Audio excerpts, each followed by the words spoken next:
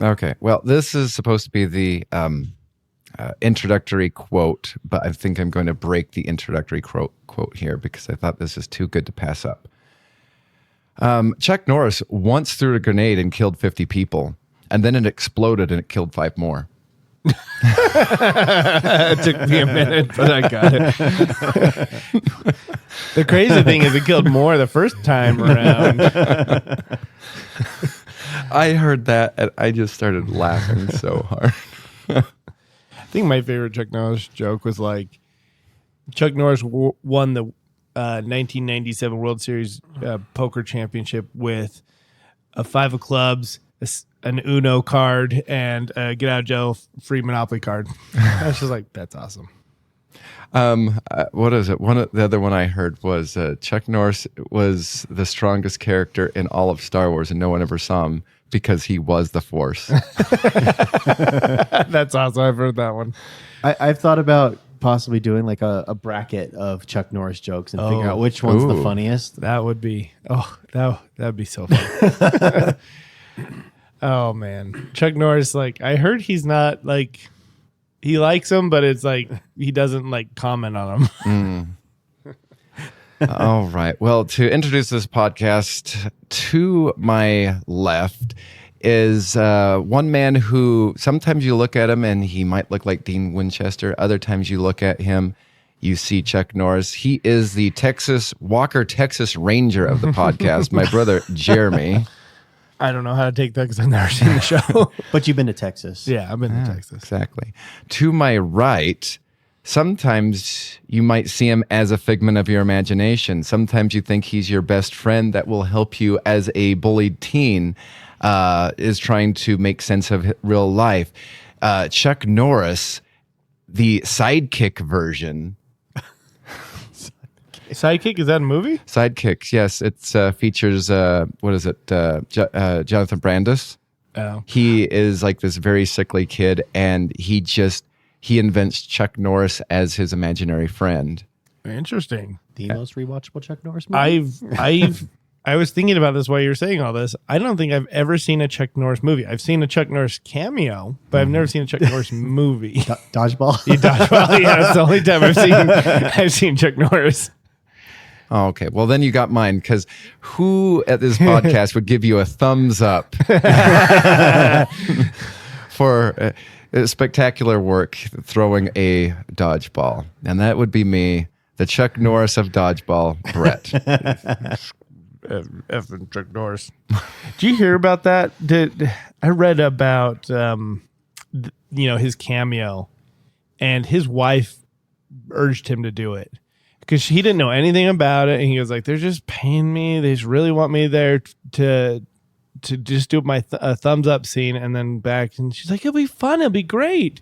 It's like, I don't know. I don't want to do it. And then I don't know if she or somebody else is like, "We will literally get you a helicopter to your house, fly you to the location, you do the scene, we will fly you back, and you're paid and you're done."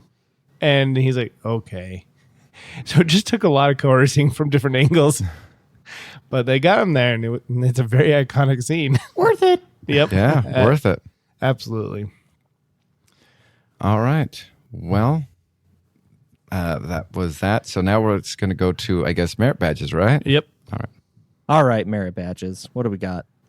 All right. So I got the worst expiration date possible merit badge. And I've already gotten this. I never officially announced this, but a couple of years ago, I got for me, the dates on milk just terrify me. Mm-hmm.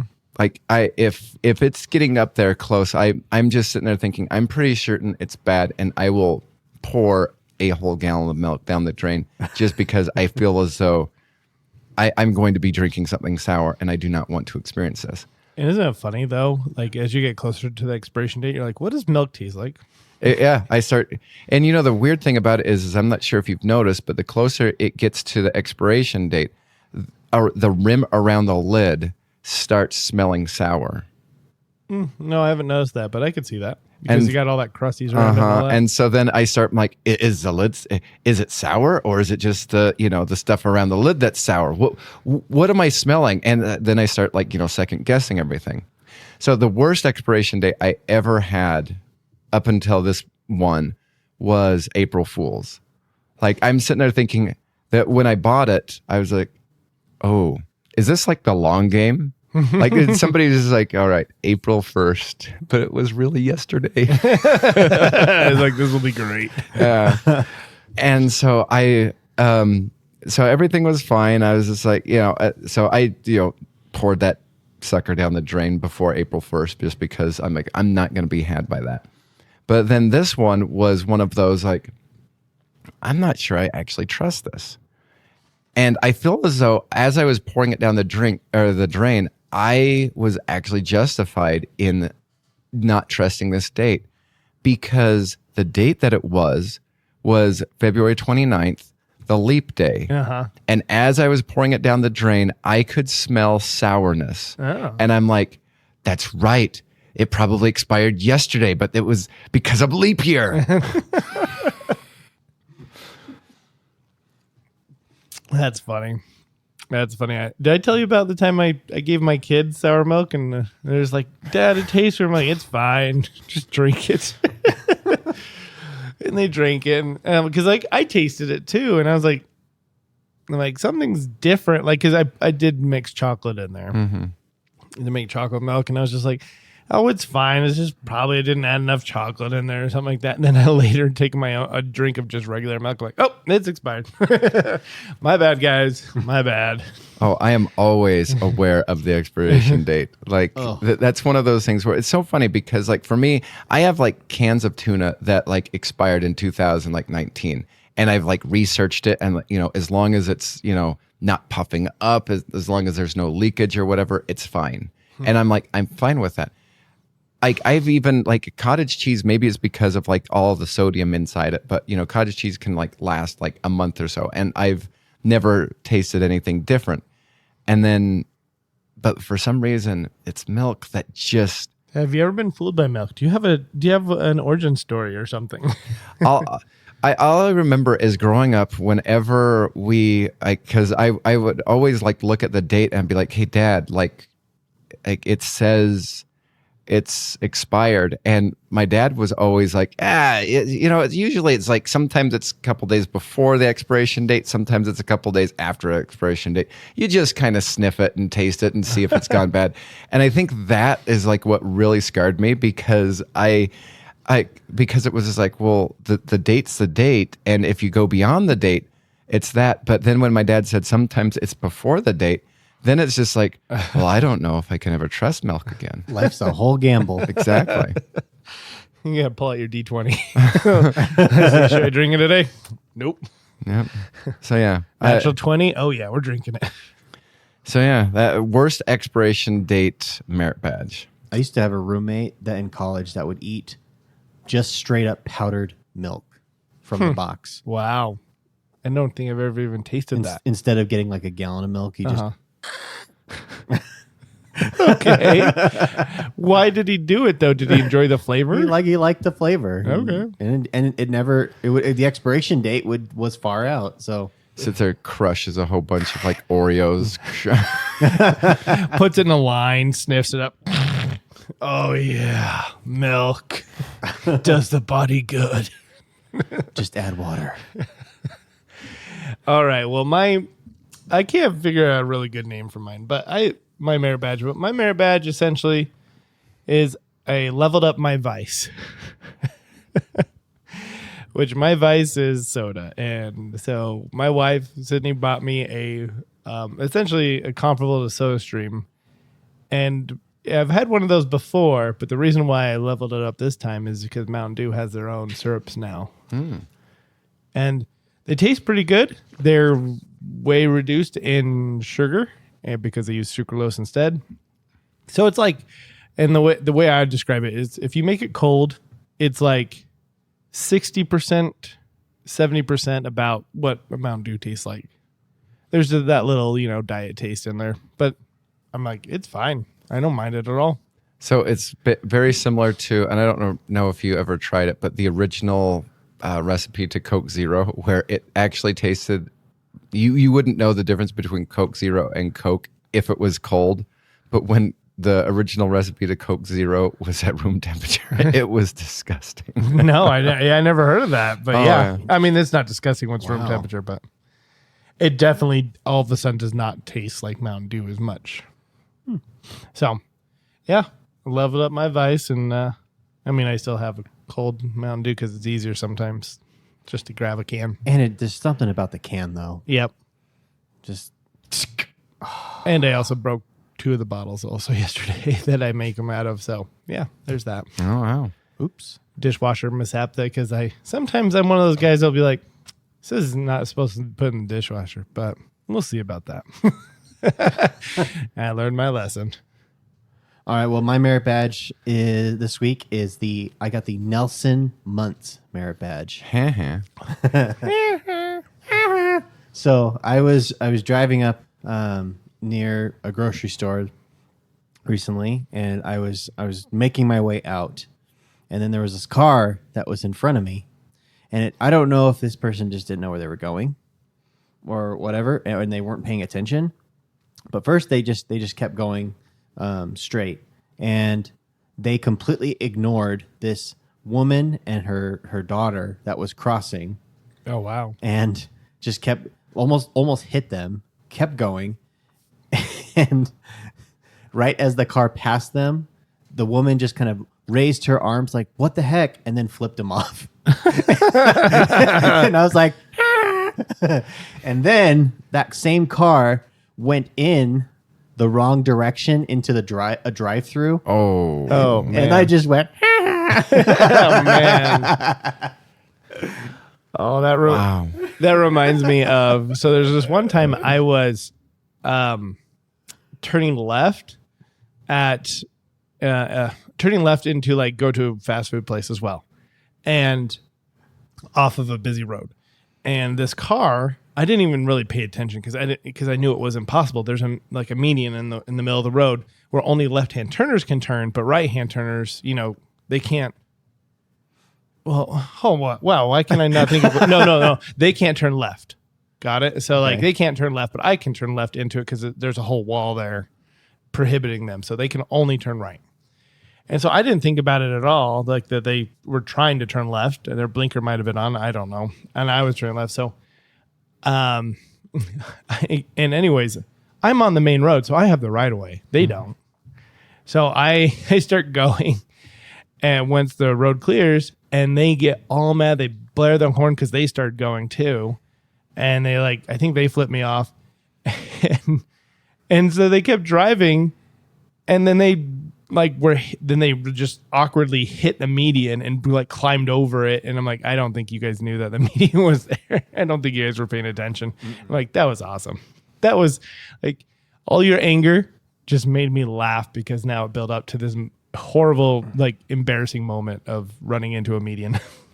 I've seen some interesting stuff since I moved to Utah, and it's been I've seen people that have missed their turns, and then there's another turn over there that says do not turn right, but they still do it just to make their turn. And so I'm like, oh, why are you guys doing that? And then I've seen people fall off their motorcycles here. Oh, really?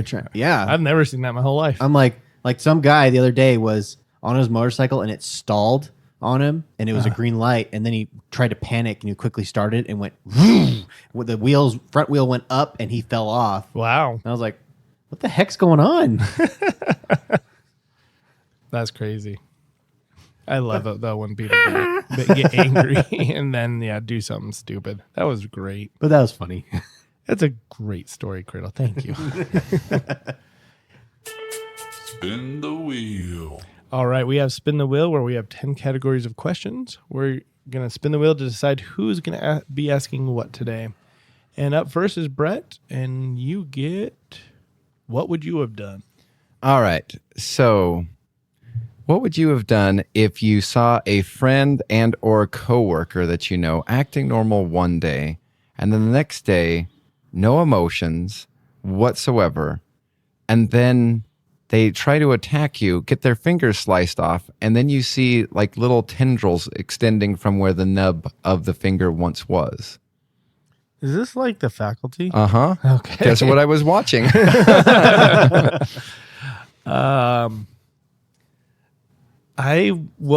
the second I saw those tendrils, I would run. I'd be like, bandage over there. Bye. Because one of the things that always has baffled me about that is Josh Hartnett's character taking the paper cutter and turning it into like some sort of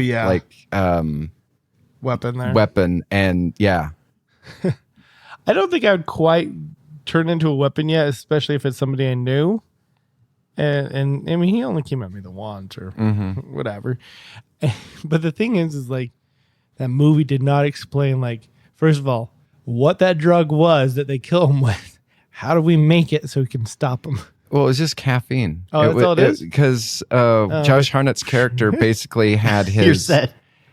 Was supposedly dealing drugs, and people were like mocking him for him, and he's just like, it's just like caffeine pills crushed up with, I think, some other thing, and so he had like this like supposed drug ring going along, and he was actually doing most stuff that's over the counter.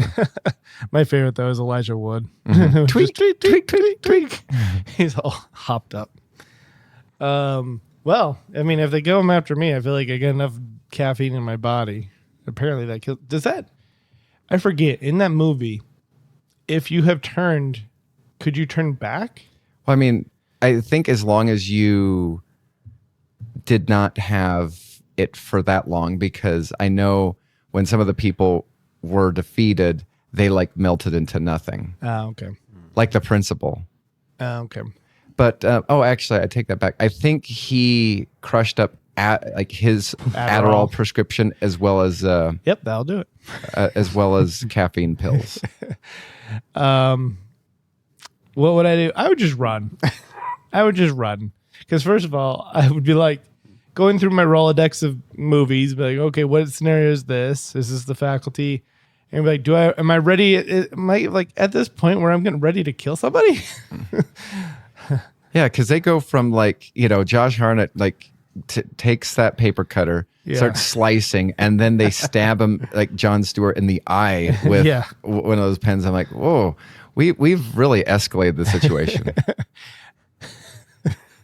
Yeah. Imagine it was not anything as bad as that. Like, whoa, this escalated quickly. You're going to jail now. I threw a trident. I know, I saw.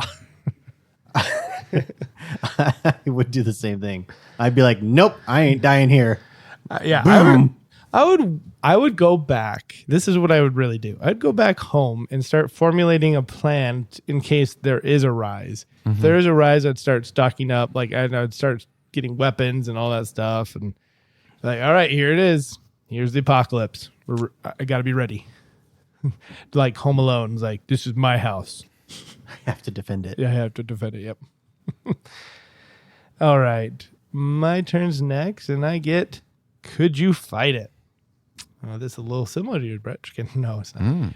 All right. In a boxing ring with Mike Tyson the zombie. Could you fight it? How old is Mike Tyson the zombie? Just as old as he is now. Does he have teeth? I knew those would come. Whatever he has now.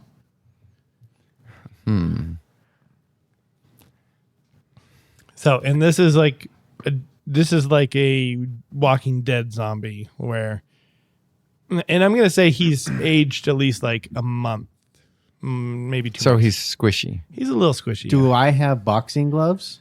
No, you just Oh, just, fisticuffs. So Jack is Johnson and Tom O'Leary. So is it also like Walking Dead world where we're trying not to get bitten, but we are wearing the least amount of clothing as possible? Yeah. Oh my gosh, no, I can't do that. No. Yeah, you're just in your shorts. No, Yeah, you're in your normal clothes. That's one thing that just drives me nuts about The Walking Dead is like Michonne and stuff like that. I understand that like in Atlanta and it's super humid, but it's just like, hey, we're fighting zombies, and you know what? Mini skirt. I mean, you could still Brad Pitt in World War Z and put some magazines around your arms. like That's for true. protection. Mm-hmm. Do I want to give it the college try? How about this? We're gonna nickname that to the good old Criddle try. That's the funny thing was I wrote this question. I'm like, girls just gonna give it the whole college try. Well, he's a big guy. And Yeah, if, he is. And if he's Okay. a drooling zombie, How about this? I give you like a 4-inch knife. 4-inch knife. Yeah, the blade is 4 inches. Is it a butter knife? No, it's a sharp knife. Okay. Oh, Then I'll give it the college try. Sure. So he's just him going, "Rrr," and then you, I guess, got to climb. He's tall, isn't he? I think no, he's short. Is I he? believe wonder- they made him tall in Mike Tyson's Punch Out, but Yeah, I guess that's what I'm going by. He's 5'10". 5'10", yeah. Oh, so he's my height almost. So sure. I'll give it the Yeah. college try. Okay, first, I always thought I'd have to, even me, 6'1", I'd have to reach up at his head. yeah, I guess. I was thinking he's taller. But I guess I'd be going down, which is nice. Yeah. My arm's about the same height, maybe. I don't know. Stabbing motion. Stabby, just to the side. Yeah, I give it the college try. For the 4-inch knife, sure. Yeah. Okay, Brett? No, I would rather pass on this. I think I would fail. Like I think I have a lot better of a chance against Invasion of the Pod People versus, because I was also watching that too last night. But yeah, I feel as though I'd have a lot better chance versus an invasion type situation than zombies. I mean, it's a 1-on-1. Yeah. 1 versus 1. If it was a horde of, Yeah. Mike Tyson zombie clones, forget, No, I'd give forget you a lot, about it. I'd give you a lot more than that. What if I was just, it'd be funny. Zombie, like a brand new, freshly turned Mike Tyson versus Sweet Tooth in a boxing ring. That'd be fun to watch. Interesting. That'd be fun. I would be fantastic for like the comical things Would that watch. Sweet Tooth would be saying. Yeah. I like Sweet Tooth. Oh yeah. All right, Krill, you're up, and you got Kiss, Marry, Kill. Kiss, Marry, Kill. Blockbuster Video. Des Moines, Iowa. Hollywood Video. Or a grocery store video rental place. Okay.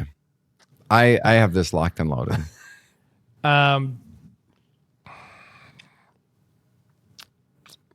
I like the lack of context too.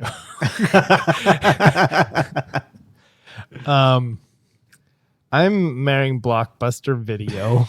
We all have different experiences with these rental video places. And so I'm like, why condense it to specifications? We've all had our issues with these places. My kissing is surprisingly difficult. I only went to Hollywood Video probably a handful of times in my whole life. Okay. But it's exactly the same thing as Blockbuster. And so, but the one thing about the grocery store rental is like you have access to the grocery store too. Mm-hmm. So that is convenient. I remember going to Smith's a lot to rent stuff. However, because of their selection being so poor, like, other people did it too. So they were always out of whatever you wanted. I'm going to kiss Hollywood Video just for the selection value and then killing grocery stores. Interesting. All right. I need to hear yours when you're done, Tim. But so, and it's so funny that you say that because I can remember the one and only time I ever walked into a Hollywood Video. I think I was babysitting Mon and we had to pick up something. And you're like, what is this place? And I'm like, oh, it's like Blockbuster Video, except for some reason the employees have to dress in like the worst clothing ever. Do they wear the cheesy like 90s stuff? Like they wore the same outfits that people in the movie theater would wear with That's what I was the wondering. suspenders and the Yeah. bow tie and the vest. that's funny. That's exactly what I was thinking it was too. That sounds about right. At least that was my one and only experience. I can't say that it was always like that, but the one time I went in there, that's what I saw. And I was just like, I feel sorry for these employees. At least Blockbuster Video, they have their, golf shirts and Yeah, stuff the like blue that. polos. So I'm similarly going to marry Blockbuster Video because, again, wow, what a difference. Just the selection and also the multiple genres.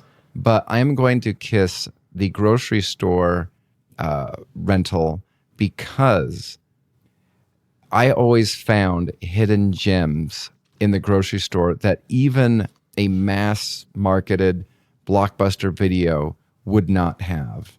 And I always found, like, what is it, when we lived next to Dan's, I would find some hidden gems I'd never heard of. We'd go up to Smith's. My grandparents took us to Albertsons or whatever. There's always hidden gems that you'd think that Blockbuster Video should have, and they never did. And so for that, I would kiss, grocery store video rental place, and I would kill Hollywood Video. So for me, growing up, I mean, I lived close to all three of these. And when I'm considering the full package, with selection and treats, I mean, for me, when Hollywood Video popped up, it came off as way better than Blockbuster, especially the one that I lived close to. I mean, they had a huge game section where they even let people play games in the store, and you can they even had like tournaments going on in there and Wow. all that stuff. Like they would do fun stuff like that. Blockbuster Video, it's iconic, but the selection wasn't as big as that Hollywood Video at the time. So I would marry Hollywood Video, kiss Blockbuster, and down goes the grocery store. Wow. Well, you must have had a nice one because I just remember ours just as a basic. It was almost like a Blockbuster. Yeah. Not too much of a difference.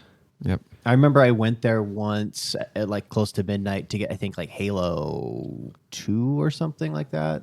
And like they were having a tournament going on That's cool. to try and win a free copy and a free like Xbox. I like when places do things like that. Yeah. Yeah, no way. But it's just fun when they do tournaments and getting people together. I've never participated, but it's fun. Odd thing that just I noticed the other day. I think the Best Buy right by me is closing. Best Buy by you at 2100? Yeah. Oh, wow. That's crazy. Yeah. I wonder if Amazon just took them down finally. Probably. It's going to be, the funny thing is you're going to look at like those, if Best Buys are starting to close down, you're going to have those former Circuit City Yes. stores. Yep. You're just like, that was a Circuit City. And then now you're going to have like that was a Best Buy. That was Yeah. a Best Buy. Yeah. Now it'll just be an Amazon store. Yeah. All right, Brett, you're up next, and you got Lick Off. All right. So I've been poring over possible things that would actually, Tim would not do for like $1.50. Like, $1.50. so I came up with something that I think would be, I think he would have his limits. Okay. So, New York subway car. Now, here's the thing. The car will be determined by a random app selector. The time and day at which you are going to be licking the bottom cushion of the New York subway car will be determined by a random app selector. So all you know is it's a New York subway car, but you don't know which one, and you don't know what time you are going to be doing it. And we're going to be licking a cushion. A seat cushion. Seat yes. cushion. And it's going to be a randomly selected seat cushion too. Okay. So it's all, you're at the mercy of a random number generator. Do they always have cushions, though? Like, sometimes they're just like, Plastic? Like Yeah. plastic. Well, then it's going to be well, they also have benches, right? Yeah. Or I don't know. I've Yeah. never ridden one.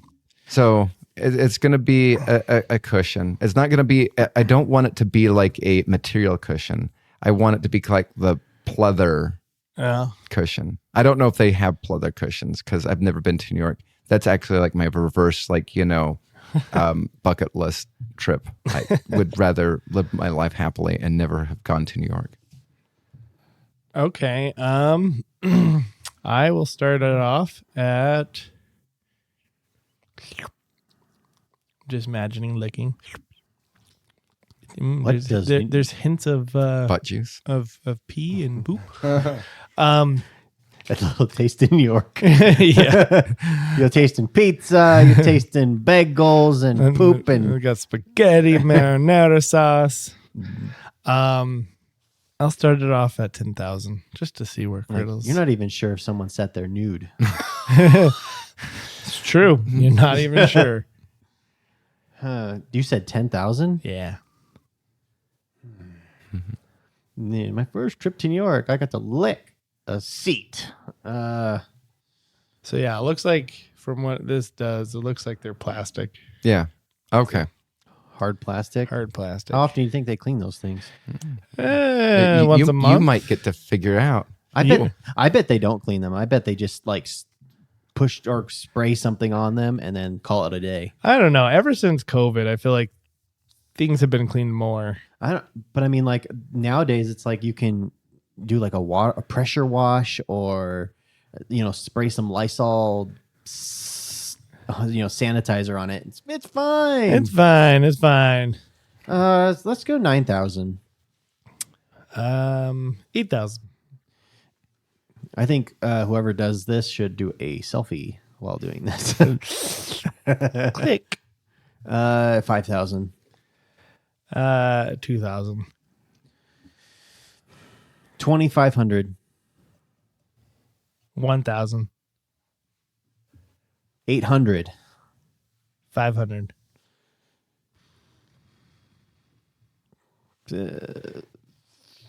You know, the funny thing is 400. while you're doing it, there's probably somebody just doing it just for the fun of it. He's like, yeah, you got to get in there and get the cracks to get the good part. Yeah. Or the people around you are just like, wait, what day is it? Oh, it is Tuesday. What number did you last leave off on? 400. 400. 200. 200? Oh, I thought you left off at 400. Well, I'll put it down at 250. Okay. 200. 150. 100. You can have it. All right. I knew that was either going to be one more for you or that was it. You can have it. I don't know why. I'm not bothered by it. I mean, I'm not super bothered by it, but I'm like, I don't want it to go viral. Which way? Which ways are you worried about going viral? It's going viral both ways. Both ways. There's a new Criddle disease going around. Zombie outbreak. Second, patient 0, Tim Criddle. Patient number 1, Mike Tyson. Oh, that's funny. Okay, my turn. And I get what if. All right. If you could upload a skill to your head similar to Neo in Matrix, what would you pick? A physical, Any kind of skill. any kind of skill. And you want to learn, but it has to be one topic. I'd be personal training. Just so I could, because I get so bogged down in fitness and stuff like that. And, I have 17 different subscriptions to various YouTube channels. And I swear one of them is always always do this. And then the other one's never do this. Honestly, I would do Kung Fu. Well, I don't even think I thought about what I would do. I would do stock trading. Yeah, I just all of that, just all the strategies. Yep, that's what I do. Really boring answer. All right, Criddle, and you end us with random question. With the Oscars being tomorrow. Dun, dun, dun. Oh my gosh, I didn't even realize they were tomorrow. Do you know how I knew they were tomorrow?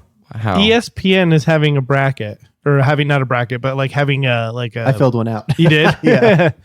I was like, whoa, ESPN's getting involved. So, with the Oscars being tomorrow and all, I figured we can do an Oscar question. So, if you could give an Oscar to any movie, what type of Oscar would it be and what movie would it be? Any year?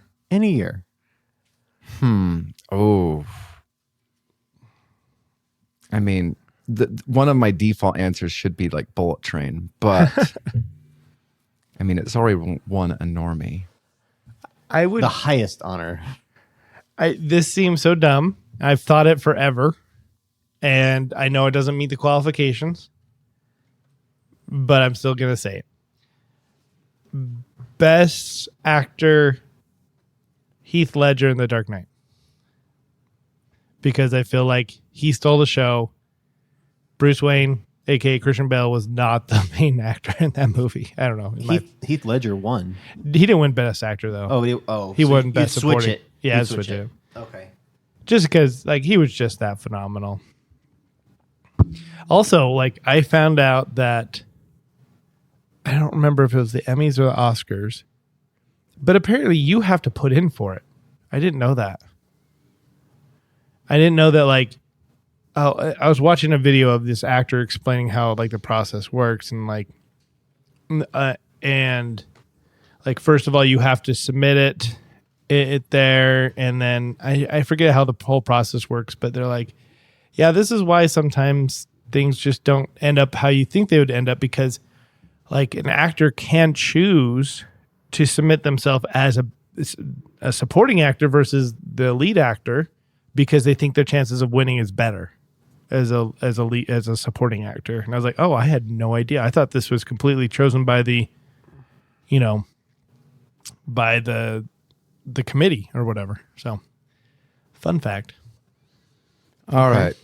So, I am going to right the wrong, and I'm going to, because I feel as though in doing so, I am like taking the award from somebody or something else and giving it to my thing. So in 1980, the movie Kramer versus Kramer won the Academy Award. I am taking that award and I'm giving it to Airplane as the best movie. Oh, of really? I thought that would be 1980. 79. Nope, 1980. Oh, wow. Yeah. That's right or wrong. I've never seen Kramer versus Kramer. It's on my list. It's on the list of things that I've thought about, but whenever I read the summary of Kramer versus Kramer, I'm like, I would rather watch AstroTurf grow. Yeah, there's some shows like that I'm like, you know what? Like I have really enjoyed some of them. Like I enjoyed watching Philadelphia one time. I probably never watch it again, but it was fun.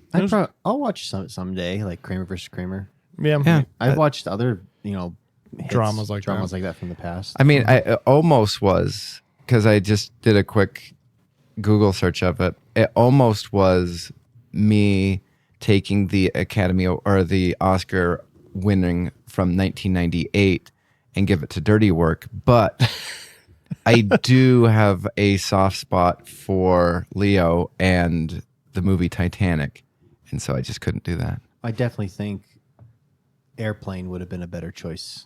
Yeah, I mean, that was, last I've checked, it's still hailed as one of the best comedies of all time. I don't think a comedy's ever won Best Picture. Has it? I don't think so. So That'd be nice. I like giving an award to something that's a game changer, somebody that's not a typical, oh, this is the best picture of the year. It's this dramatized thing, or it's a biopic of some kind. Well, it's interesting you say that, because oftentimes like comedies are constantly overlooked, and at times they are mocked for even existing. And then the Academy Award or the Oscar winner for that year is one of those like, how did, like, years later people scratch their head, how did that win? And you know what? We really think a lot differently about this movie now than we did when it first came out, which is kind of interesting. Maybe we should not give awards in the year that they came out. Maybe we need like time for them to ferment and to seep into the social zeitgeist or whatever, and then be like, okay, we're ready to do the Academy Awards or the Oscars for 1997 now. It's been 25 years. That's an interesting strategy. So like this year, we're like, or next year it'll be like, okay, we're doing the 2020 Oscars in 2025. Letting it settle, seeing how society has accepted it or denied it, how it's withstood the test of time for the last 5 years. Yeah, that'd be interesting. I'm gonna take your right the wrong to the heart, and so I'm gonna just rearrange 2009. It was that Heath Ledger won Best Supporting Actor for the Oscars. Sean Penn for Milk won the leading role. So obviously Heath Ledger's taken that spot, and I'm going to give the Best Supporting Actor then to. I don't like my choices here. Josh Brolin in Milk, which I didn't know he was in that. I Did not know that either. Robert Downey Jr. in Tropic Thunder. Which I don't feel super good about giving to that because like the movie was meh. Yeah, that movie is like Robert Downey Jr. has the best lines in that movie. By far. He is the only reason why I would watch the movie again. Then there's Philip Seymour Hoffman in Doubt, and then Michael Shannon in Revolutionary Road, which I don't know. I've never heard of that. Is that either Tom Hanks? It's either a Tom Hanks movie or it is a Leo movie. I can't remember which one it is. It's one of the two. See, it's a Leo movie. Okay. Yeah, a young couple living in a Connecticut suburb during the 1950s struggled to come to terms with their personal problems. So who'd you give it to? Gosh, I feel like it's crap and crap. No wonder Heath Ledger won that. I mean, he did a fantastic job, but it's like everybody in the committee is like, is there really anybody think different? Nope, we're all good. Heath Ledger. So I would give it to. I mean, the only one I've seen is Robert Downey. Mm-hmm. So I'll just give it to him. I mean, it's for a comedy role. Yeah. So Heath Ledger and Robert Downey. There you go. Okay. All right. We are going to start off our first, what do you call it? March Madness? Yeah, our first episode of the Movie Madness, March Madness copy of the most rewatchable sport movie. So we will get into this. It'll take a couple episodes to determine what is the most rewatchable sport movie, but we will get it on right now. First up here is the greatest game ever played versus Space Jam. Ooh. Greatest game ever played. Now that's the golf game with Shyla. Actually, that's one of like the few Shyla movies I like. I mean, I guess I do. I don't dislike any of the Shyla movies. I don't remember it too well. That's like the easy peasy lemon squeezy. But I mean, Space Jam. That was one of my childhood movies. Yep. Brett's never seen it. Brett's never seen it. Nope. Michael Jordan hurt my feelings as a kid. He looked right at you and said, I did this to you. Mm-hmm. I hurt you. Mm-hmm. You know what I got to say to Michael Jordan is I give him major props being in this world today with social media and like people being paid to come back and to be on ESPN as a commentator or anything, TNT, like Shaq. Good for you for just staying out of the limelight. Good for you. Yeah. Like you have all the money. You don't need anything. Good for you. I don't know. He doesn't need to feel relative. I mean, relevant. I like. I've always appreciated Charles Barkley, but I feel as though Shaq is trying to imitate Charles Barkley. Oh yeah, and it's like Shaq imitating Charles Barkley's character, and it's just like, why don't you just go away now? Yeah, I mean, if you don't watch Space Jam for Michael Jordan, you could watch it for Charles Barkley. Yeah, that's true. He's in it. No spoiler. Spoiler. I mean, also spoiler. They win. And then a 2 is made. I'm going to go, as much as I do love the greatest game I ever played, I am going for Space Jam. Honestly, there are better golf movies out there, particularly one that I'm thinking of. Happy Gilmore. I cannot confirm nor deny, but I like Space Jam. I think it's way more rewatchable, I think, than the greatest game ever played. That's what we are aiming for, is what's the most rewatchable, not what my favorite is. So, and I think it might be shorter too. Oh, I'm sure it is. And so I'm like, Space Jam, let's go. I can't do anything for Michael Jordan, so All right. Next round, Bad News Bears. Now, is this the old one? I think we had in the old one. Okay. I don't know if I've seen the remake. If you've seen the remake, just imagine who's the remake main guy. The Billy remake, Bob? Yeah, Billy Bob Thornton. Oh yeah, then I've seen the remake. So if you've seen the remake, just imagine Walter Matthau and it being a tad bit more racist and a tad bit more wrong, which to me means that the Bad News Bears original is by far better, mightier than the Mighty Ducks 2. Which is what is going against the Bad News Bears versus the Mighty Ducks 2. Mighty Ducks 2. D2, the Mighty Ducks. D2, is that the one where they go to the Olympics? Yes. Yeah. Okay. That's where they get, I don't know why. Knuckle puck time. I don't know why, but I always think of when they're naming off their cities, and I can't remember the city, but it's like Bangor, Maine, Bangor something, Maine. Do you remember that? The girls from that? I don't know. That's The goalie? yeah. Like they're always like Los Angeles, California. Like, they're always saying where they're from because they're proud because they're representing America. But that's what I remember. I think I liked Mighty Ducks 2 more than 1. I think. I haven't seen these in decades. I know. I need to a couple during the lockdown. They had the Mighty Ducks trilogy on sale for like $15 on iTunes, and I picked that up. How much? I'm just curious if you remember. 15. Oh, you said 15. Okay. So I have all three. I have the 3 Mighty Ducks films on DVD, and last weekend, we were going through our movies, and we pulled them out. And we're like, can we get these upgraded to like Blu-ray or 4K or something? And we looked, and there's nothing. Oh wow. The only thing is DVD, and so we're like, well, I guess we're not getting rid of these. I will tell you the one time that Angels in the Outfield, which I don't know if that made it on the list here, did it? I thought it should. did. Okay, cool. If that ever pops up anywhere, I will buy it because the fact that the scarcity of it is driving the price up in my head. Like I want it. Amazon.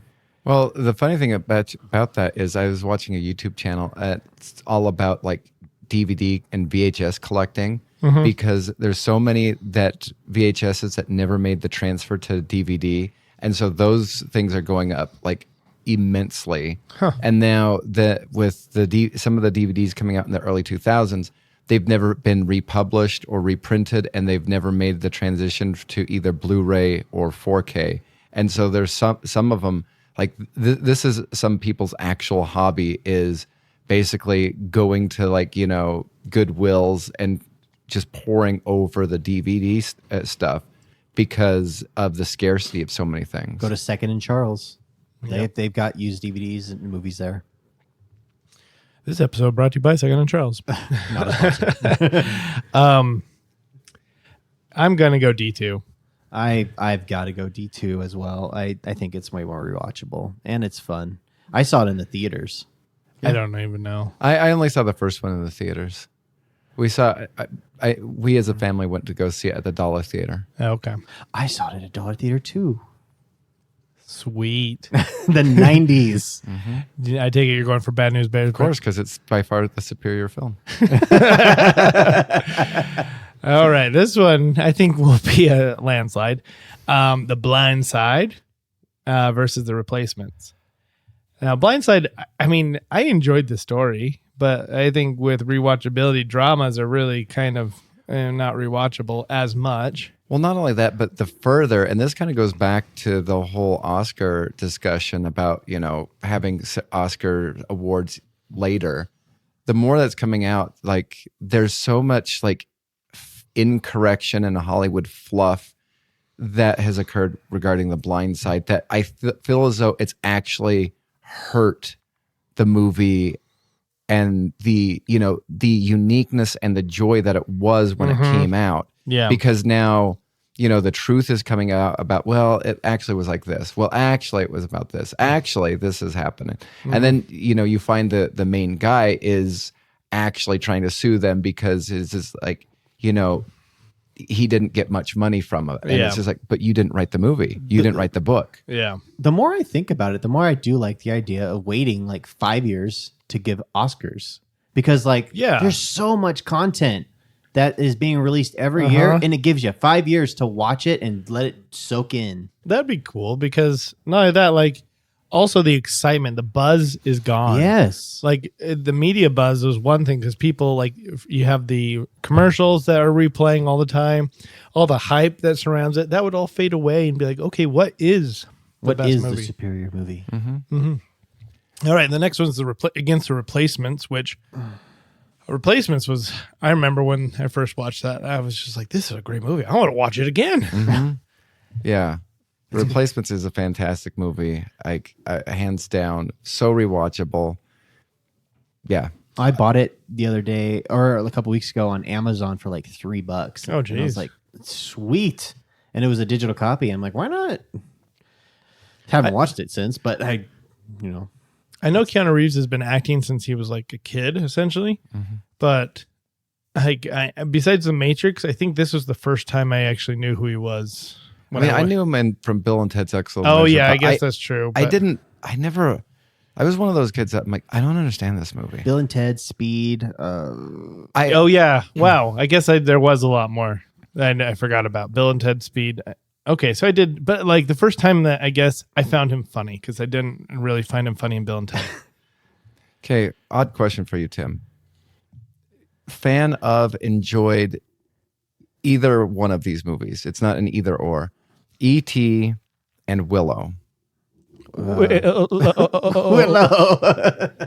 I watched E.T. growing up, and I have a copy of it, but I think we're getting rid of it.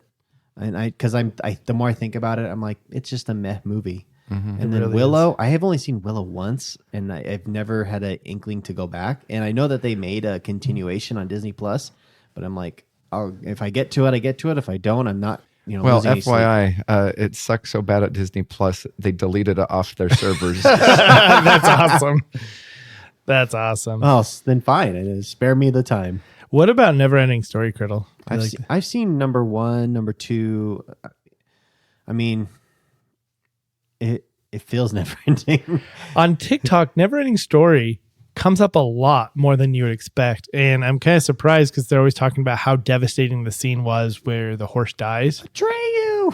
And I'm just like, yeah, I remember it. I remember that the horse had no emotion, and they're trying to, I feel as though there was so much acting by the actor to feel, and the horse is just like, whatever. I mean, I think I liked it as a kid, but if I watched it again as an adult, I'd be like, what was I doing? That was always at least growing up, that was always a sleepover movie. And it was funny because there's always some movie first, Neverending Story second, and Top Gun third. And I always fell asleep during Neverending Story. And so I actually never watched Top Gun. Top Gun 1's not bad. Yeah, I still need to see the English version of Top Gun. Only seen it in German. That's nice. All we watched was Back to the Future. I don't know if we watched Back to the Future or not. So we're going with rewatchability. Comedy lends itself to that, so I'm going with the blinds. I mean, the replacements. Whoa, wait a minute. You're watching a whole different blind side than I was. That guy has such a horrible life. That's so funny. He has to sleep on the couch. What a loser. You just changed the dynamic of that movie right there. Yeah, I'm going with the Replacements as well. Yep. Clean sweep. The Replacements. We all agreed on the first one. All right. Next one, Dodgeball versus Three Ninjas. Now, if Three Ninjas would have gone against anybody else, there would have been a little bit of a better chance. Because Three Ninjas was part of my childhood. And I loved it. In fact, I watched a TikTok the other day about the Three Ninjas and about how, there's the three bad guys. Mm-hmm. So apparently the one guy that they hired to be one of the bad guys, essentially, the Asian looking one? Mm-hmm. He was a cameraman or assistant cameraman, and he's just like, well, I'll do it. I'll step in and do it. And they're like, okay, we'll just film you in some of these scenes, like where you're not very visible. And then if we need to, later on, we'll just take you out and put somebody else in. And he's like, okay, whatever. And so but he just jumped in there. He just gave it 110% and just immediately was the character. And we're like, we love it so much. We started giving him one-on-one screen time with the camera because he was just so funny. So, and I can only remember him and the guy with the mustache, and that's it. I can't remember the third guy. So that just goes to show you he did a good job, but he never acted again, which was interesting. A one and done. One and done. Like, I did it. Check. I was in that movie Three Ninjas. You should see it. I'm just trying to remember what else was funny because the only thing I can remember is those three bad guys coming into their house with like Pizza Man or whatever, and they fight him, and that's all I remember of the entire movie. I don't remember anything else in the plot. It's like a rip-off of like Home Alone with ninjas. Yeah. And they were wearing like, I always remember I wanted one of their little bathrobes. Bathrobes and a mask. Yeah. It is the 90s for me because like I watched the Three Ninjas 1, I watched the Three Ninjas Kick Back and Three Ninjas Knuckle Up and Three Ninjas versus Air Bud. Three Ninjas High Noon Mega Mountain. So I was a fan of all of them. But if I'm looking at rewatchability, I mean, I quote Dodgeball regularly.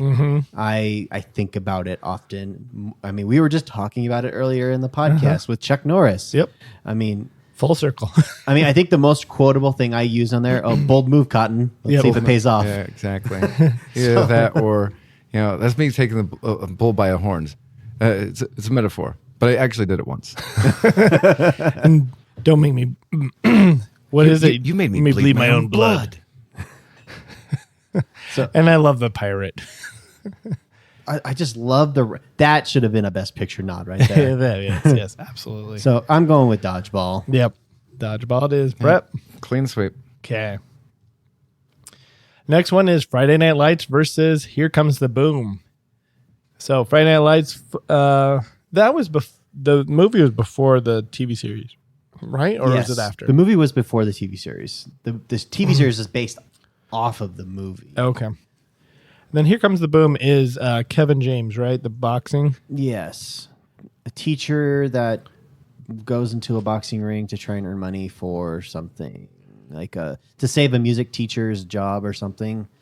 So it's almost like The Warrior, except comedic. Yes. So for me, I've never enjoyed Friday Night Lights. I didn't enjoy this. I watched the first season of the show. Didn't enjoy it. I think it's hailed by a lot of my in-laws as a great TV show. And I'm just like, I think this is one of those things you had to watch in that time. Yeah. Kind of like Smallville. I don't think anybody's ever gone back that, hasn't watched it and gone, oh, I love Smallville. I've heard Smallville has aged poorly. The best thing I could say that you could do with Smallville is watch an episode and listen to the podcast that both Rosenbaum and Welling do together. Oh, they do? Yeah, Talkville. Yeah. So I think that would be the best way to actually rewatch Smallville because I've just heard it has not aged well. How come, is his name Welling? You said Tom Welling? Uh-huh. How come he hasn't come back and acted? Yes. He kind of retired. I think the last big film that he was in, I want to say was it 2009, like The Fog? That's the last film I could remember was The Fog. He was in Draft Day. And, and he was in some episodes of Lucifer. Oh, I haven't seen much of Lucifer. He plays Cain in Lucifer. Oh, okay. So he's in The Winchesters, which I have not seen that, to be honest. Sorry, it's Marcus Pierce. Marcus Pierce? This is upcoming. What? What? What are you talking about? Marcus Pierce? No, Marcus Pierce is the that was character the that he character. plays okay. in Gotcha. Lucifer. Okay. So yeah, I was saying The Winchesters, Professionals, Batwoman. I mean, if Lucifer. and he was only in Batwoman as the as reprising his role as Clark Kent for the Crisis thing. Okay. So if you look at it, the only thing that he's done besides Lucifer is his most recent thing that he's done, or Lucifer and the Winchesters, he basically like walked away from acting around, it looks like probably about draft day or something like that. I don't know what the chic is or the choice, but I did not know Smallville went on to 2017. Is that true? Yes. Holy cow. I thought it was done like 2010. There's 7 extra years that I did not watch. So I've only seen Smallville one time through, and I enjoyed the later half of the seasons, like seasons 6 through the end. I liked more when than they- the beginning. I liked when they brought Lois Lane. Like I was not a fan of Lana. I think that's when they bring Lois in, and then they start bringing in other people. Like they brought in other Justice League characters. That Yeah, were I kind like of that when they intertwining. brought Oliver Queen in. I thought that was great. Yeah, Oliver Queen. They did Aquaman. Yeah.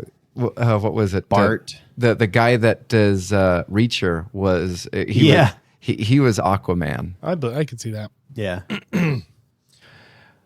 Yeah. I don't know if I could ever go back and watch Smallville. If you do, just start at like season 5. It's about where I left off. I mean, I think the neat thing about rewatching Smallville is you'd be able to see like all of these kid actors that are now like big time, like, you know, adult actors that, you know, that was like their first or third, episode that, you know, Zac Efron was in one of the, like, you know, as like an 11-year-old actor in Oh, wow. Smallville. Like there's so many young actors that are now big name people that used to be in Smallville. I know he's not a big name, but Dean Winchester, a.k.a. Jensen Ackles, was in the first couple seasons Yeah. as the coach. As the coach. Yeah. I didn't like his character at all.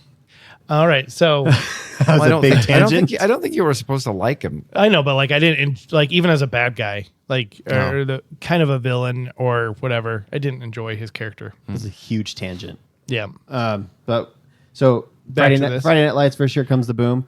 I like comedy lends itself to rewatchability. I liked Here Comes the Boom. I've watched it a couple times. And funny thing was, I remember seeing a interview, I think, with Kevin James about this film, and he had lost a ton of weight while filming. And then he was on I think the Tonight Show or something, and he had gained all his weight back. And the host asked him like, what happened? You know, you looked great in the film and everything. And he's like, the Baconator.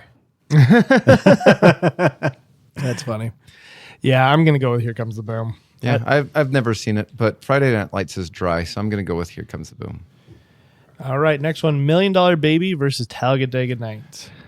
$1 Million Baby is just. It was a really enjoyable movie, and I did not like the stupid stool ending. The only thing I liked about the stupid stool ending is when Scary Movie 3 or 4 made fun of it. I liked $1 Million Baby, but I mean, I definitely have gone so many years without rewatching it, and I'm gonna keep going without rewatching. I think it was a one-time watch. It was just one of those, okay, I saw that. That was a good movie. Do you want to own it? And it was one of those things where I remember going back to a previous discussion about Blockbuster. There was a movie with Mark Wahlberg in it. Went to Blockbuster, rented it for like $3.99. And just when I went to go rent it, the guy goes, "You realize you could like buy that for $4.99?" And I was like looking at it, thinking about it, and I was just like, "No, I'm fine." And I watched it once, and I was like, "Yeah, that was a good movie." And so I brought it back, and he goes, "Don't you wish you would have bought it?" Because it was one of those that they ordered way too many of them, thinking that it was going to be super popular, and it wasn't. And I'm like, "No, I don't own this." I have $1. And so, And then Talladega Nights, which I think is pretty iconic for Will Ferrell. It's not the most iconic, but it is, and it's pretty funny. If you're not first, you're last. I think it is. That was, I think, where Will Ferrell's, like, I want to say Old School was his rise. Anchorman went higher, and Talladega Nights, it was like his star was beginning to drop, and Yeah. it's never recovered. Yeah, I'd agree with that. That was his step down, and Anchorman was his pinnacle. Oh yeah.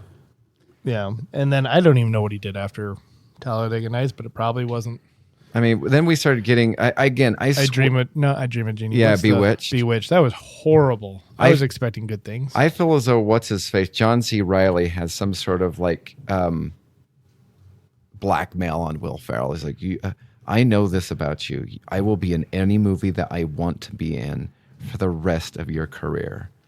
Well, the funny thing about John C. Reilly is I feel like he just is in any movie, any genre, anytime that he wants to. He's like, I want to be in that movie. Like, okay, come on in. The water's fine. Like, I see him all the time in movies that I did not expect to see him in. So yeah, let's see. As I'm going through Will Ferrell's IMDb, wow, it just keeps going. I've never heard of so many of these movies. It just keeps going. I have still not gotten to. I'm on executive producer. That's why. Okay. I'm going to throw in my vote for $1 Million Baby. Really? Really? You did not like Talladega Nights? I haven't seen Talladega Nights. Oh, you haven't? Okay. Let's see.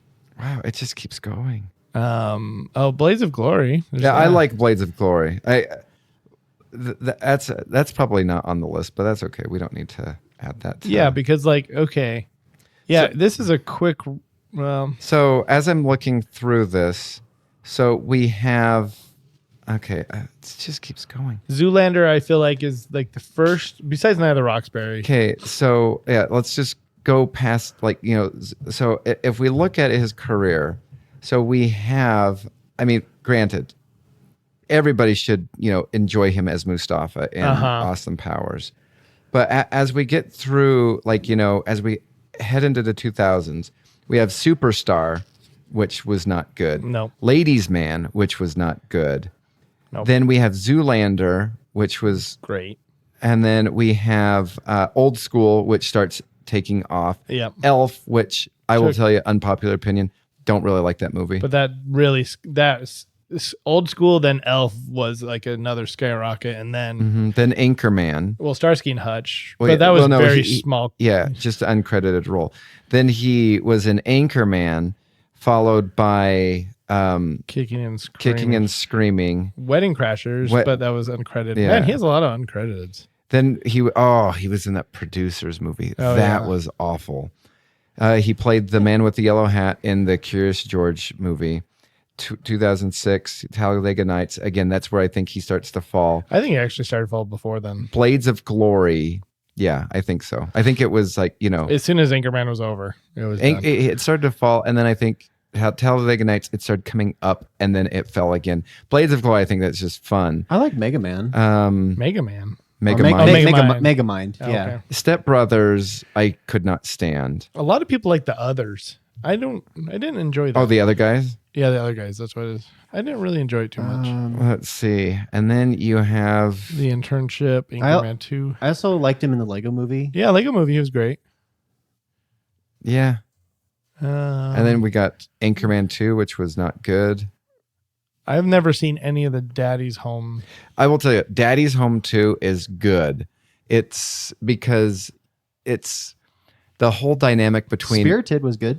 him and Mark Wahlberg is okay, but I love that John Lithgow plays his dad and Mel Gibson plays Mark Wahlberg's uncaring dad. Yeah. And it is Daddy's Home 2 is so good. Speaking of Will Ferrell, there was a theory I saw that someone posted like on whatever it was, YouTube, TikTok, or whatever, but it was a theory that Will Ferrell's character in Elf, the Lego Movie, and Barbie are all the same character.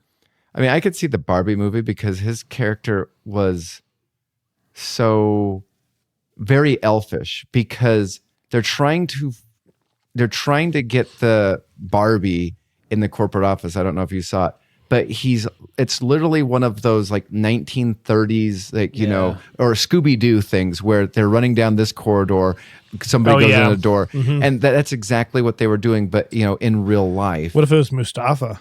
That would be great. All right, I'm doing my vote for Talladega Yeah, Nights. Talladega Nights. And Curly, you're doing $1 Million $1 Baby. I'll give it a nod. I enjoyed it. All right. We got Two more? Two more, yep. So Draft Day versus Hoosiers. I've never seen Hoosiers. Hoosiers is one of those iconic high school movies, not high school, college movies that is, against all the odds, super, camaraderie type of a situation. But it's one, and I think Gene Hackman is the coach who does a really good job. But I feel as though it's just heralded as one of the best basketball movies of all time. It's a basketball movie? It's a basketball movie. Yeah. I thought it was a football movie this whole time. No, it's a basketball movie. It's basically, to me, the way I could say how similar it is, even though there's more basketball being played in it than the movie I'm about to reference, I feel as though Hoosiers is the basketball version of Field of Dreams. Oh, okay. Even though the stories are completely different, Field of Dreams, whenever somebody says, I thought it'd be more like Rudy or something. actually, it might be probably Rudy for football. And actually, I take that back. It'd probably be like, I hate the movie too, Bull Durham with Susan Sarandon, who I detest. Yeah, I'm not her biggest fan either. So I'm going to go Draft Day. That was fun. Draft Day was a great movie. I like And how sleek Draft Day is. You love what? I like how sleek it is. Oh, yeah. Just like a different approach to like the world of football. I think there are better, more rewatchable basketball films than Hoosiers, in my opinion. Teen Wolf is more rewatchable than Hoosiers. Come on, there's a Teen Wolf out there. I love Draft Day, and honestly, for a drama, I could rewatch it. I could rewatch it without problem. Mm-hmm. And I watched it like a year ago, and I could watch it right now. In fact, I'm doing it right now. Right now, yeah. In fact, I didn't even give you my coat. All right, so the last one for today, The Karate Kid versus Gran Turismo. Ooh. I haven't seen Gran Turismo. I want to see it. I want to. I thought you guys marked down that you guys both saw it. I did not. Oh. No. I don't think I saw the trailer. Yeah, I saw the trailer. I started watching it, and I was in a really rotten mood because I wasn't feeling well. And so... I swear... Because I made sure not to pick anybody that had that you like at least two people hadn't seen. I am very surprised. I don't think I clicked on it, but I'm trying to remember where my link is. That's that. Did I not send you a link? You sent it. I can't remember A while ago? Anyway, we could just talk about it. Yeah. I like the idea of Gran Turismo. I've heard some of the criticism regarding Gran Turismo from some of the people who were actually there were like, there was no love story, or the love story was like, he liked a girl, but then they stopped seeing each other. And so some people who were actually part of the Gran Turismo experiment were annoyed because of the whole forced love story. But it's just like, can I fault Hollywood for trying to force a love story? Yeah, you guys all marked it. We did. We all clicked that we saw it. So I thought you guys took my recommendation to heart to watch it. I mean, like I said, I watched the first 10 minutes of it, and I think that there's a lot to... That is so weird. You both screwed up. I did. Sorry. We not just one of you. Both of you did it. We had one job. One job. I was like, because I don't know if you guys did the same thing as me, but sometimes when I read it, I read Gran Torino. I did too. Every so I was often. like, that's not a sports movie. Well, I mean, being racist towards that, like, Korean kid, maybe that, and in some sport. people's world, that might be a sport. But. Yep. I didn't. Well, first of all, let me just, as the one watcher of Gran Turismo, that love story is not even relevant. Like it pops up its head every 30, 40 minutes. It is not a major story in this at all. This kid's life and his driving, his relationship with Hopper from Stranger Things is way more. It is like almost the entire movie. So here, I'm going to put my vote in right now. As I put my vote in and explain my vote, I'm going to go with Gran Turismo, even though I have not watched it, because of one thing that we talk about often in movies. The Karate Kid has so many lulls. yes. Now, if it was Cobra Kai versus Gran Turismo, I'm sorry, but Cobra Kai would drop kick any other movie to the sun, because I just love me Johnny Lawrence. I don't get it. I don't get it. I watched I don't even know what season 5 or 6, who knows, but like I don't get it. I love Johnny Lawrence, and I love Hawk. I love Hawk so much. I hate Hawk. He's just an angry kid. Screws up everything. I don't love anybody in that movie, to be honest. I think the girl, to me, is the Danielson is the worst in that movie. Yes, I think he is he's the bully in I like his daughter. His daughter is the best. Like, she's the most saving grace person on that whole movie, the whole show. She's the most consistently. I loved Miguel until Miguel started getting sour, and I'm just like, no, Miguel, don't be like that. And then it was funny because because I just have this love for Hawk or whatever. Everybody's just like, no. Like, some people who'd seen it before I'd gotten to that far in the series are like, no, you're not going to like him. You should not like him. I go, I like Hawk. And then, Hawk turns evil, and I'm like, no, he's going to redeem himself because I like Hawk so much. And then when he redeemed himself, I'm like, that's right. That's right. I haven't got to that part. One of these days, I am going to full on, I'm not going to do a legit mohawk, but I'm going to, for Halloween one of these days, get a Cobra Kai gi on Amazon, and I'm going to get color dye gel. I'm going to hawk my hair in honor of the second best character in Cobra Kai. You also need to get a stencil of a hawk to put on that's your what back. I was going to say. And you need to get the sound. Yes, whenever I walk into a room, I need the sound. Yes. The what?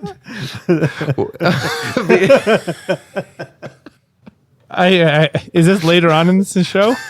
Well, after a while, after he refers to himself as Hawk, whenever he enters the room or a scene, you'll hear a Hawk screech. Yeah. Okay. Yes, I thought you meant he had something, but no, that is on the show. Yeah. That's needed. Every time you walk in the room. Exactly. But yeah, I think Karate Kid has so many lulls. If it was similar to Cobra Kai, if it was more of the final battle at the very end, it would be one thing, but it was just a lot of wax on, wax off, paint the fence. And that music that I always think of when I think of the Gremlins. The very beginning when he goes into the Asian store and gets Gizmo. Yeah. That's kind of like that stuff in the background. I thought you were knocking "You're the Best" around. No. Everybody needs a workout montage. Oh, of that. Yep. I put that on the playlist at work. You're the best. All right. Well, I've never really cared for Karate Kid. I watched it when I was little, and I think that was about it. And I like Gran Turismo a lot, and I implore you to watch it this week. It's on Netflix. Yeah, it is. It's on my list. You will not regret it. It's on Netflix. Ooh, maybe I'll watch it Monday. I watch it with your kids, man. It's a good show. All right. I'm trying to get. Me and my wife are halfway through. I'm rewatching it, but I was like, you need to watch it because it is this. You get a movie or a show that you just want to peddle on everybody. You're like, come on, you got to get in on this. Oh yeah, it was me with so many people with the TV series Sherlock.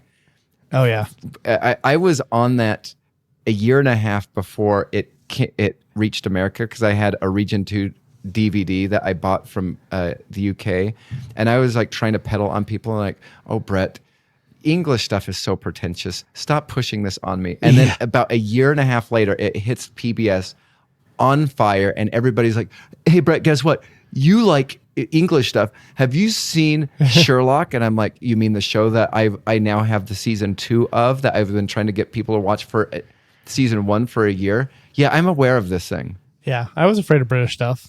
They've got better. Yeah. All right, so I'm going Gran Turismo, obviously. Okay.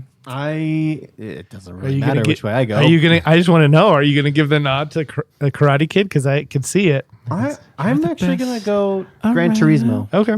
No one's ever gonna hold him down. Hold him down. Yeah. All right. Well, So far, we have Space Jam, Mighty Ducks 2, The Replacements, Dodgeball, Here Comes the Boom, Talladega Nights, Draft Day, and Gran Turismo. Moving on. Those are, like, I feel like that list is pretty good. Like, I know Brett has some. Yeah, I think I'm not impressed with the majority of that list so far. Like when we pick up and we're doing the first couple of them, it's just like, Your vote doesn't count the first round. No. Well, next week we'll talk about Karate Kid 2, which I don't remember at all. I dislike that more than Karate Kid 1. He goes to Okinawa. Rudy, Gridiron Gang versus Miracle, Little Big League versus Warrior, Mighty Ducks versus Major League 2, The Rookie of the Year versus Eddie the Eagle, Moneyball versus the Karate Kid 3, Coach Carter versus the Waterboy, Real Steel versus Little Giants. Ooh, I like some of those matchups. I think I could predict almost every single one of these. But yeah, the one I don't like is Little Big League versus Warrior. That's not cool. I wish that would have been against somebody else. All right, well, that's it, the bracket this week. So let's move on to our recommendations. I'm going to recommend something that has been, I think, unrecommended in this podcast. So yeah, here's that. I am recommending Argyle? No. Oh. Percy Jackson. I loved it. I loved it so much. I was so excited to watch the next episode every single time. I mean, I'm sorry. Like I understand what people who the Harry Potter freaks that were constantly complaining because the movie didn't do it justice, and for me, I'm just like I could see it both ways because I read the book and I'm like I could I understand why you like that, but then I'm like I could understand why they made this creative decision with Percy Jackson, which is like my favorite kids book range of all. I am so biased, and I'm just like, no, why did they do that? I still can't get over, like, whenever I think about watching episode 2 of it, I just can't get over the stupid Mrs. Dodds accidentally fell on a sword and died. Like, I can't get over that. I watched it. Did you stop watching it there, Brett? I continued watching the first episode, but the instant I got done with the first episode, with my class, I'm currently reading the book to them, and as I'm sitting there reading it, I'm sitting there thinking, it's close, but she tripped on a sword. She literally tripped on a sword in front of everybody. It wasn't alone in a museum.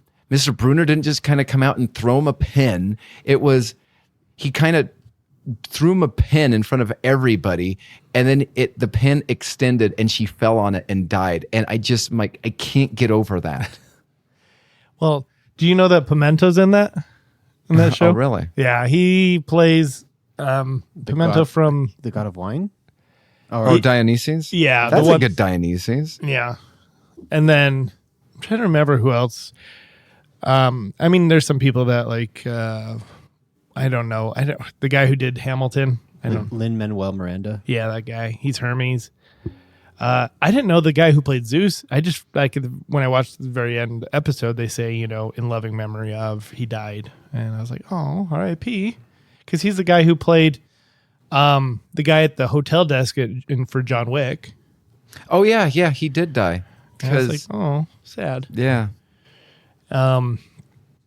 I'm trying to, and then of course, the girl with the interesting voice from Will and Grace, Nick Offerman's wife. She's in that, as she does not look like herself. You can barely tell it's her. And then I'm trying to remember if there's a couple other people that I'm like, oh, I know you. But yeah, I really enjoyed it. I enjoyed it all the way from going to Vegas. That was fun. And then going to where does Hades live? Or What's it called? You mean Ares lives in Hades? Or no, who's the devil? Oh, sorry. Isn't it Hades as the devil? Yeah. Where is he? But yeah. Yeah, I know what you're talking Like about. that whole place, that was cool. I like what they did with the water, like in Percy Jackson in the water and all that. Yeah, I thought it was really good all around. I don't care about this foul, tripping. He be tripping. She be tripping. Yeah, that's my recommendation. Okay, I'll do my recommendation next. I recently watched for the first time Avatar: The Last Airbender. Is this the movie or the show? So they did a cartoon, I guess, a couple years ago. Okay. Like years ago, like 2007 or something. Mm-hmm. I had never seen that. Yeah. So but then my wife had found out that they were doing a live action and they were adopting it on Netflix, and so I'm like, okay, I'll give it a try. It's pretty good. It's like eight episodes or so, 8 or 9 episodes of a live action, and now we're going through the cartoon. Give it a try. Yeah, I saw on a page I follow that the cartoon is the best, the live action TV series is the second best, and the movie's just awful. Yeah. Well, it's M. Night, so I mean. Oh, really? Yeah. Okay. Got You got Shyamalan. Shyamalama Ding Dong. Ugh, Shyamalan. But I enjoyed it, and now we're currently on season 3 of Avatar, of the cartoon. But there's only 3 seasons, and they're going to be only 3 seasons in the live action as well. So you're not investing a ton of time into it, but it's a decent story. You know what? We should do a draft of Shyamalan movies. The worst Shyamalan movie, The best of the worst, which is all of them. featuring Chuck Norris. Wow. All right. Oh, that would be a good one. Because one of my what would you have done? I can't remember if I've done it before, but it was what would you have done if you'd seen a horrible movie? Let's just say it's called The Village, and then you and your friends were going to go out to see it together the next day. What would you have done? Because in real life, I did that. Me and my brother and mom and dad went and saw it the night of, and my friends and I had tickets to see it the next day, and I said nothing. And they go up to me afterwards, and they're just like, "Wow, that was." I go, "It wasn't better the second time." And they turn to me, they go, "What?" I go, "I watched it last night with my family." And they're like, "You saw that twice?" And I go, "Yeah, it doesn't get better on a second watch." And they're like, and they just had their mouth open, and then finally they just go, "Thank you for not ruining that, because we don't think we would have believed you that it was that bad." Like, that's what they told me. Because the trailer was a lie. Yeah. Like, they're like, if you would have told us that movie sucked, we would not have believed you. So we had to only experience how bad that was for ourselves. Yeah, it was terrible. What I'm going to recommend. So I watched on Peacock the Monk movie. And since then, I have just been rewatching Monk. And then I went to the store and I saw a couple of seasons of Third Rock from the Sun for sale.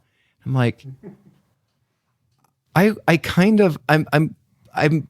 and maybe it's like this whole like being irked with stupid pop culture stuff that is constantly new, and it's like not.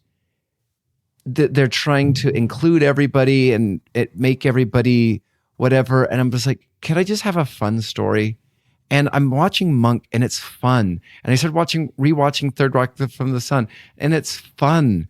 And so I'm now going down this hole of all of these old shows that I love. I'm like, I think I'm going like reverse back in time because it was simpler, but things were just made to be entertaining. Yeah. Not to like, I mean, you could say there's always been messages in shows. Mm-hmm. Of course, you have the Alan Alda episodes of MASH But I mean, most of the not Alan Alda episodes of MASH were fun.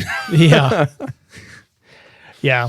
I love Third Rock from the Sun. I push that on my boy all the time. Like, you need to watch that next. And he watches everything else besides what I tell him to watch. If you're listening to this, Jude, watch Third Rock from the Sun. Yes. Do it. It is a great show. Like, I went back as a grown adult and watched it. I'm like, oh my gosh. Because I was like, I think that came out in either the late 90s or early 2000s. Yeah. Incoming message from the big giant head. I was about 15 and when that came out, and that was awesome. Like, and I loved it then, but it's now more funny now as an adult or just later on in life. I mean, the other one that I'm like searching for and want to it exists on DVD, and it doesn't, at least in region 1, and that is Malcolm in the Middle. Oh yeah. I don't know how I feel about it. I mean, I feel like there was hit and miss episodes. I'm curious how well it aged. Yeah. All I remember is the older brother that was off in military school. I found those like moments jarring. Yeah. I just like I like Reese. Reese was my favorite character. Reese was probably the best. Yep. I'd give it another chance now that I'm older and see if it lands a little different. Reese, Hal, and Lois. I like Hal. Yeah. Yeah, I love Hal. Hal's the best. I just always remember the episode where he feeds Lois like tons of fatty foods because he likes the way that her derriere looks as it gets a little bit bigger. I don't know why, but I always remember that episode. Sometime we need to do a draft of dads. Oh yeah, there we go. Best dads. I know if we do that, I already know my number 1 draft pick. What is it? I mean, you wouldn't take it, so Okay. I will tell you. It is what is it? I can't remember. It's Captain Joe West or Lieutenant Joe West. Who's From that? The Flash? From The Flash. Oh yeah, He is a fantastic father figure. Yep. Yeah, Definitely not you gonna- wouldn't have taken him. No. I can't watch CW superhero DC shows. The first season of The Flash is the best. No, the first 2 seasons First are two good. seasons are Third good. seasons is like, okay, well, now we have a third speedster that we're Could we find one that is not a speedster? And then the 4th season is even worse. And then I haven't watched anything past season 4. Why do they have to be evil? I don't know. The one episode I saw a little bit of an episode. I saw a little bit, and so not even the whole episode. But they were in like a command center, or do they have like a central location? Yeah, at Star Labs, yeah. I like Tom Cavanaugh's character. It reminds me of like the Power Rangers where the guy is Well, and Zordon. Zordon. Yes, it does. Here's the biggest problem and fault with actually all of the DC CW shows is it's not one character, it's a team. You know, you have Team Flash. And then you have for the Arrow, you basically have Team Arrow with all the sub characters and whatnot. And then you have, I mean, I've not watched Batwoman, but I know she has, you know, her sidekick and stuff like that. The first couple seasons of DC Legends of Tomorrow is so fun. Around season 5, it slowly starts going down the hill. That is a team crew, which you know it's a team going into it. But like it should just be like, you know, Flash maybe talking with somebody, but Flash kind of interacting with the people of his life and some of his family members. But it's just like, why does every single DC CW show need a team? No, doesn't. So, and that's some people's concerns for James Gunn's Superman that's coming out, because it's not just a Superman movie, but they're going to have, you know, they're plotting at least 4 other characters in it. It's just like, so is it going to be a Superman movie sometimes featuring Superman? Hopefully James Gunn can make good movies out of DC characters, because the characters have the backstories to be good, obviously, because they have years of comic books and all that to back it up. Yeah. We'll see. Hopefully. Well, we'll see ya. Bye.